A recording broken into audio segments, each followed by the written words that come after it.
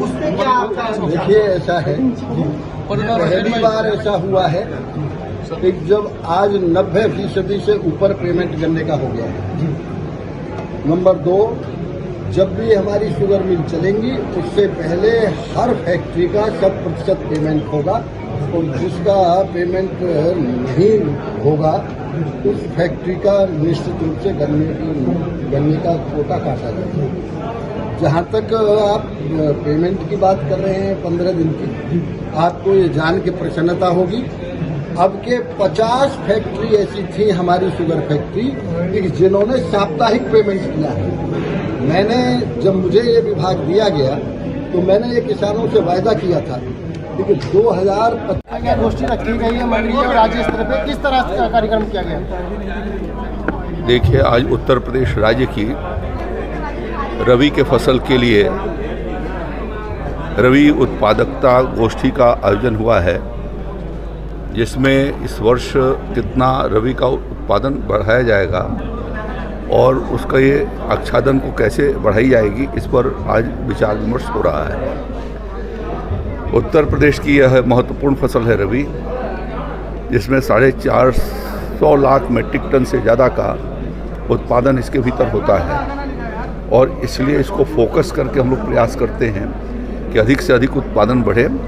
इस साल इस बात का प्रयास है कि 80,000 हेक्टेयर के भीतर आच्छादन राज्य का बढ़े और उत्पादन भी 21 लाख मीट्रिक टन के करीब बढ़ जाए। तो 650 लाख मीट्रिक टन से अधिक उत्पादन हो सके, इस दृष्टि से ये आज रणनीति बन रही है और इसके लिए विशेष तौर पर विविध प्रकार के फसलों को लगाया जाना, विशेष रूप से हम लोग फोकस रबी के इस सीजन में कर रहे हैं तिलहन के उत्पादन की और दलहन के उत्पादन की, क्योंकि दलहन और तिलहन, विशेष रूप से तिलहन और तिलहन का बहुत बड़ी मात्रा में आज भी इम्पोर्ट होता है और लगभग 100 लाख मीट्रिक टन के करीब 80,000 करोड़ रुपए से ज़्यादा का आयात तिलहन का होता है। इसी तरीके से दलहन का भी आयात होता है।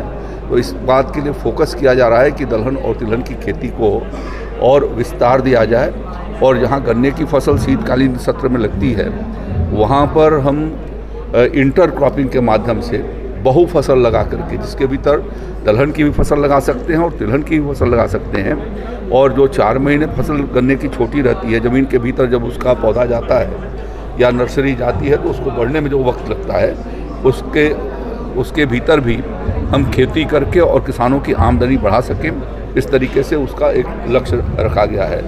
विगत वर्षों में हम लोगों ने 100 लाख मीट्रिक टन से ज़्यादा प्रतिवर्ष खाद्यान्न के उत्पादन को बढ़ाया है। हम 540 लाख मीट्रिक टन से आज जो है वो 650 लाख मीट्रिक टन के करीब पहुँचे हैं। तो यह निरंतर किसानों को समय से वह उन्नतशील प्रजाति का बीज उपलब्ध कराते हैं, उनको 50% अनुदान पर बीज हम सुलभ कराते हैं जो हमारी योजनाओं के अनुसार देते हैं।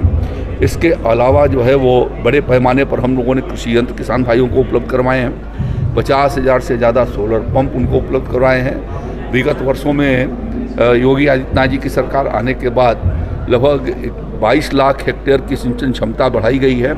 6600 ट्यूबवेल पिछले साल यानी पिछले 5 वर्ष में लगाए गए और 2100 ट्यूबवेल इस साल 2 सालों के लिए स्वीकृत हुए हैं जो लग रहे हैं। तो इस तरीके से सिंचन क्षमता राजकीय नलकूप के माध्यम से भी बढ़ाई गई है और सोलर पंप कुसुम योजना के अंतर्गत 60% अनुदान हम किसान को देते हैं, 40% किसान का अंश लगता है और उसके माध्यम से भी 50,000 से ज़्यादा सोलर पंप हम लोगों ने पिछले 6 साल के भीतर राज्य के भीतर स्थापित कराया है। उससे भी हमारी सिंचन क्षमता लगभग 80,000 हेक्टेयर से ज़्यादा के करीब बढ़ी है। तो इस और खेत तालाब की योजना के माध्यम से भी लगभग 35,000 से ज़्यादा खेत तालाब हम लोगों ने बुंदेलखंड और उन इलाकों में खोदे हैं जो क्रिटिकल जोन रहे हैं और पूरे प्रदेश के भीतर उस योजना को लागू कर रखा है। उस पर भी हम 50% अनुदान किसान को दे रहे हैं। तो इन सब चीज़ों पर चर्चा करके किसान को उत्साहित किया जाता है कि वह समय से अपनी खेती को करे। समय से खेती करना भी एक महत्वपूर्ण बात है। उसका बीज शोधन किया जाना दूसरी महत्वपूर्ण बात है। उन्नतशील बीज को लगाया जाना एक तीसरी महत्वपूर्ण बात है। और खेती को समय समय से किसान उसको देखे और उसके लिए आवश्यकता जो पड़ती है उसका वो उपयोग करे तो उत्पादन और उत्पादकता बढ़ाई जा सकती है। इसको फोकस किया जा रहा है। सर, किसान लगातार पंचायत कर रहे हो, कह रहे हैं हमारी मांगे नहीं पूरी हुई है, सरकार नहीं, ऐसा कोई, यहाँ तो इतने किसान बैठे हैं, राज्य भर के किसान आए, कोई इस तरीके के पंचायत नहीं कर रहा है। पंचायत जो लोग प्रेजुडिस होकर के पूर्वाग्रह से ग्रस्त किसी राजनीतिक दल या किसी कारणों से हैं, वही इस बात की करते हैं। राज्य का हमारा किसान बहुत परिश्रम और मेहनत किया है और इसी के नाते हमारा राज्य का उत्पादन भी बढ़ा है, गन्ने का उत्पादन बढ़ा है, हमारा गेहूं का उत्पादन बढ़ा है, हमारे दलहन और तिलहन का उत्पादन बढ़ा है।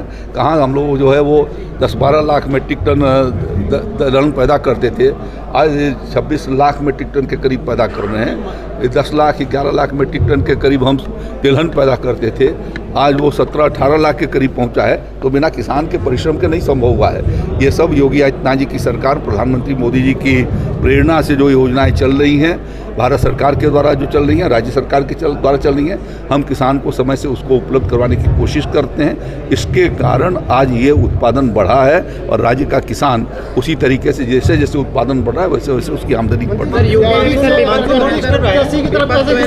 जनगणना की बात कर रहा है। ये